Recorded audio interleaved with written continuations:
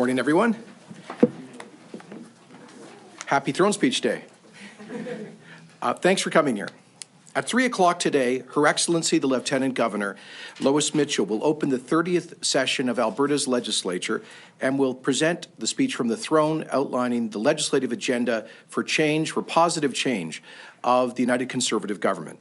The speech will lay out our program, including bills that we'll be presenting in the spring and fall session. Like springtime in Alberta, the message will be one of renewal. In keeping with our government's respect for parliamentary tradition, our first throne speech will renew a convention that is still practiced in our mother parliament, which is that it's customary for the speech from the throne to be much shorter than has become typically the case in Canada. To be honest, I just don't like trying to put into the words of the Queen's representative an entire an hour of partisan rhetoric. I think the job of the Lieutenant Governor is to simply present to the MLAs the core legislative agenda, in this case a agenda for change. As you will hear in this speech, one reason for the nonpartisan tone is that it underscores our government's commitment to renewing decorum and civility in the Assembly and in our politics. The spirit of bipartisan cooperation proved its worth last week when the leaders of Alberta's foreign main political parties co-signed a letter urging the Senate to support the advice of the Senate committees on bills C-48, the tanker ban, and C-69, the No More Pipelines law. I would like to thank my fellow party leaders for having put partisanship aside to express ourselves collectively as Team Alberta in a letter signed by leaders representing parties that won 98% of the popular vote in last month's election. Happily, the two Senate committees studying the bills agreed with Alberta's unanimous call for reconsideration. And let me say that we'll be carrying that on tomorrow when I will be welcoming, I believe, all but one members of Alberta's Senate delegation to the legislature, at which time we will be presenting motions seeking unanimous consent to call on the federal government to withdraw Bill C-48 and C-69. The focus on substance in the throne speech will highlight the fact that our government is taking immediate action to get Alberta back to work by renewing our province's fiscal and economic advantages, standing up for our interests in the Canadian Federation, fighting for a new deal within Canada, and making life better for Albertans by renewing public services that people count on. Our legislative program is completely focused on these goals. Our first bill will be, as promised, the Carbon Tax Repeal Act. Promise made, promise kept. This will lift a $1.4 billion burden from Alberta's economy and will put that money back in Albertans' pockets where it belongs.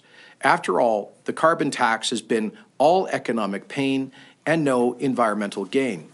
It will, according to a recent study done by the Canadian Taxpayers Federation, Albertans have been paying the second highest carbon tax in Canada, far more than most other Canadians, far more than Quebecers, for example, with their cap and trade system, which the federal government says is just fine. But if Ottawa moves to, let me be clear, this repeal of the carbon tax will save average Alberta families as much as $1,100 a year.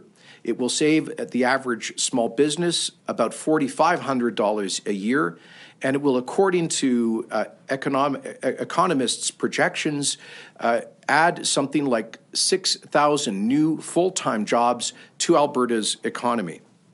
Let me be clear. If Justin Trudeau's government then seeks to impose a federal carbon tax on Alberta, we'll see him in court.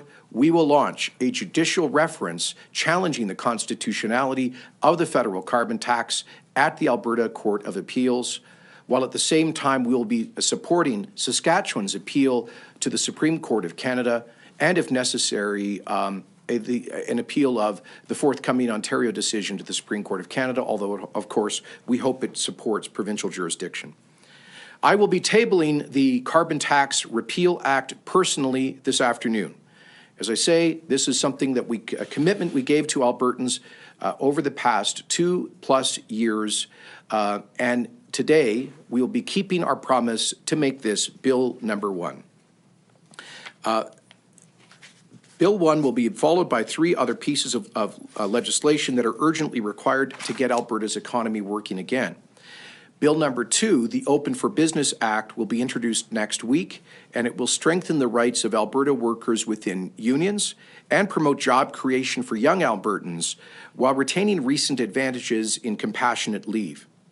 It's a very balanced approach that I think will help to restore confidence in job creators investing in Alberta.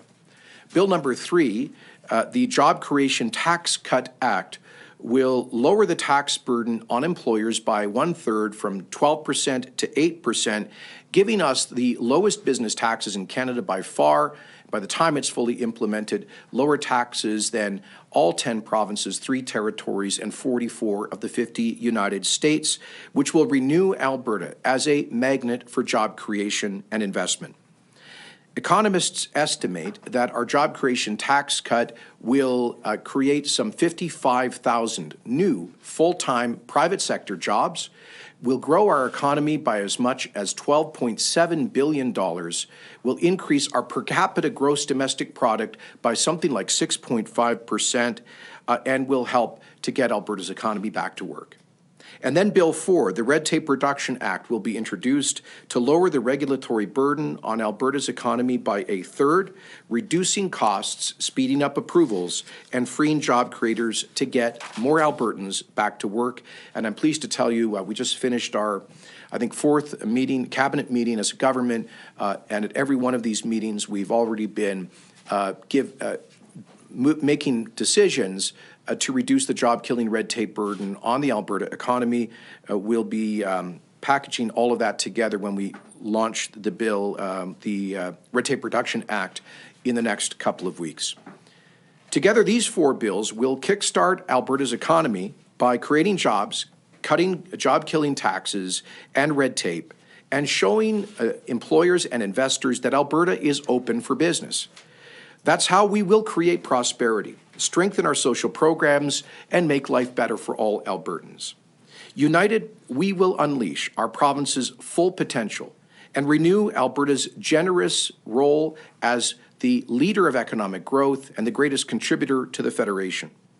Not all of these decisions will be easy, and no government is perfect. Ours won't be. We will make mistakes. But our plan, endorsed by the highest vote total in Alberta electoral history, is a blueprint for positive change. Together, we will fight relentlessly to get pipelines built, to stand up for Alberta, to grow the economy, and to create good jobs. Let me just close by saying that because I wanted to focus on a throne speech that is traditional in its length and focus on the legislative program, it does not encapsulate every one of the 375 commitments in our 117-page platform. So if people, I'm just going to give you a kind of a notice on this, that we are fully committed to implementing every one of our platform commitments, but I didn't want the Lieutenant Governor to have to read a 117-page speech. So it is by nature limited. That does not mean there's less priority on commitments not included in the throne speech. It just means that it's very focused on the legislative program. If you want to know what the entire program is for the government in the next couple of years, of course, you'll find it in our platform, Getting Alberta Back to Work for an Alberta that is strong and free. I'm happy to take your questions.